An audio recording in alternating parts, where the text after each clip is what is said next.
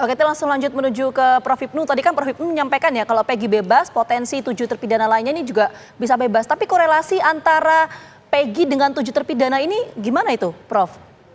Ya, jadi begini, kita ulangi lagi. Terhadap PK dan kasasi, PK dan gerasi itu yang wilayah yang berbeda. Kalau kasasi itu bisa membebaskan, tapi kalau gerasi tidak bisa membebaskan. Gerasi itu ampunan pada presiden sebagai kepala negara. Itu kunci satu. Kemudian yang kedua, terkait dengan 7 tersangka, 7 terdakwa yang sudah ada terpidana. Ini kita objektif, Mbak. Nggak mungkin dari 7 itu bebas semua, nggak mungkin.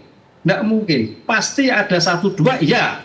Karena bukti awal yang ditemukan menjadikan bebas. Karena kita lihat, kasus ini adalah kasus penyertaan. Yang tadinya 13 tersangka menjadi 8 tersangka. Korbannya ada yang mati. 2 lagi, jadi nggak mungkin semuanya bebas. Oleh karena itu, dari 7 ini kira-kira yang berpotensi bebas yang apalah ini harus uji kasus. Kita harus uji semuanya. 7 ini siapa yang paling bebas? Perannya bagaimana? Disinilah yang saya kira harus diluruskan. Tidak mungkin semua bebas, enggak. Ada yang bebas, iya. Tapi ada yang tadi iya. Karena pasti dalam penyertaan itu pelakunya masing peran-peran beda. Mungkin di antara yang tidak tahu apa-apa baru bisa. Ada di antara itu baru bisa. Tapi ada yang pelaku benar, ya nggak mungkin upaya hukum dikabulkan. Disinilah saya kira nanti Hakim PK akan melihat secara objektif dari keseluruhan meeting of mind dari penyertaan 13 tersangka yang 3 DPO tadi, Mbak. Baik, kita ke Pak Ugro. Pak Ugro, setelah penetapan Peggy sebagai tersangka dinyatakan gugur, langkah apa yang terus harus dilakukan oleh pihak kepolisian baik terhadap Peggy Setiawan maupun terhadap kasus Vina ini? Peggy Setiawan kan putusan sudah inkrah ya dari pra-peradilan, ya segera harus dikeluarkan karena tidak bisa dipaksakan menunggu waktu berjam-jam, juga tidak bisa karena itu putusan pengadilan ya kan.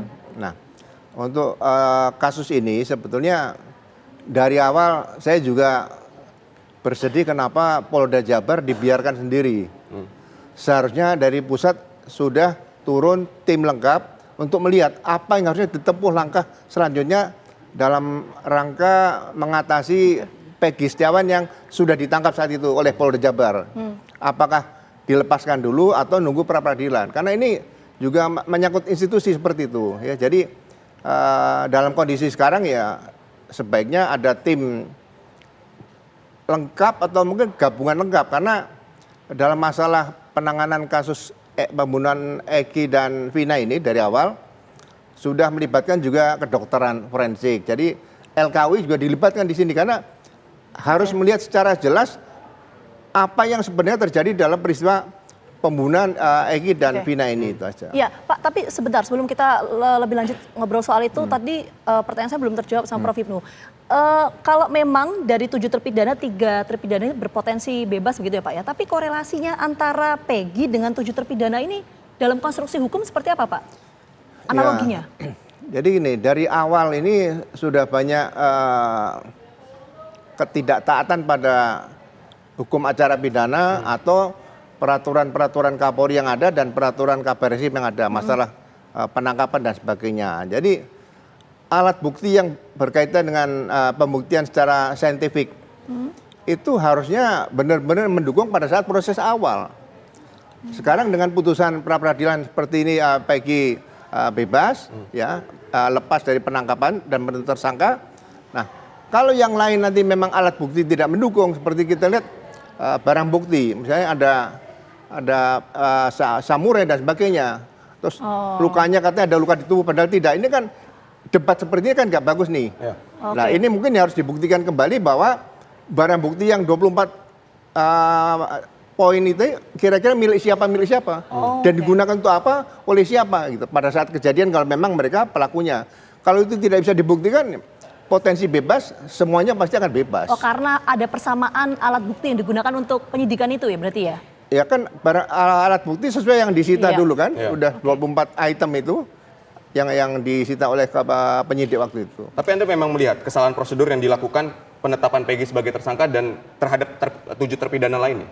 Ya sejak awal begini, kalau itu peristiwa dugaan katakanlah kecelakaan lalu lintas yang mengakibatkan orang meninggal dunia atau mungkin diduga seperti Eki dan Vina ini adalah meninggal di TKP. Seharusnya yang membuat laporan tanggal 27 Agustus 2016 adalah petugas atau perwira yang datang pertama ke TKP.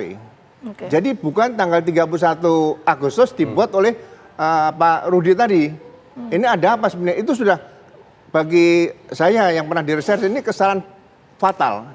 Jadi jangan sampai orang yang tidak tahu peristiwa seolah-olah tahu peristiwa. Tapi kalau yang melihat mayat pertama kali di lokasi atau ada yang masih hidup, itu yang harus membuat laporan polisi model A oleh petugas yang datang ke TKP. Itu yang mungkin tidak pernah saya lihat. Oke, yang menarik ini soal persamaan alat bukti. Kita tanyakan ke Bang Insan. Bang Insan, apakah, ini kita agak flashback sedikit ya, apakah ketika proses penyidikan ini alat bukti yang digunakan oleh penyidik untuk memeriksa Peggy Setiawan ini sama dengan 7 terpidana lainnya? Iya, tentunya sama. Karena alat bukti yang disampaikan itu yang pertama seperti visum korban Vina dan Eki. Kemudian juga putusan pengadilan yang telah berkekuatan hukum tetap. Ya kan? Itu juga masuk. Kemudian permohonan gerasi juga. Permohonan gerasi para terpidana juga masuk dijadikan sebagai alat bukti. Kemudian manajemen penyidikan, penetapan tersangka, kemudian surat perintah penahanan dan sebagainya. Pokoknya komplit itu. Yang pasti bahwa surat yang disampaikan oleh pihak termohon dalam hal ini Polda Jawa Barat itu sekitar dari daftar yang saya amatin itu sekitar 71 apa 73 gitu. Baik. Kira-kira itu jumlahnya, Mbak. Baik, Bang Insan. Dari kuasa hukum sendiri, setelah Peggy keluar dari tahanan Polda Jawa Barat, langkah hukum seperti apa yang akan ditempuh oleh kuasa hukum Peggy Setiawan? Iya, artinya kami ini masih konsentrasinya bagaimana sesegera mungkin Peggy dikeluarkan dari rumah tahanan Polda Jawa Barat. Kalau yang kemudian langkah hukum berikutnya, tentunya semua keputusan ini kami serahkan kepada Peggy Setiawan. Kira-kira nanti kami bisa berdiskusi sama yang bersangkutan langsung pada saat beliau sudah dibebaskan. Jadi kami nggak tergesa-gesa juga harus ambil langkah hukum apa, langkah hukum A, B, C. Menurut hemat kami semua terpulang di keputusannya pada Peggy Setiawan, Mbak.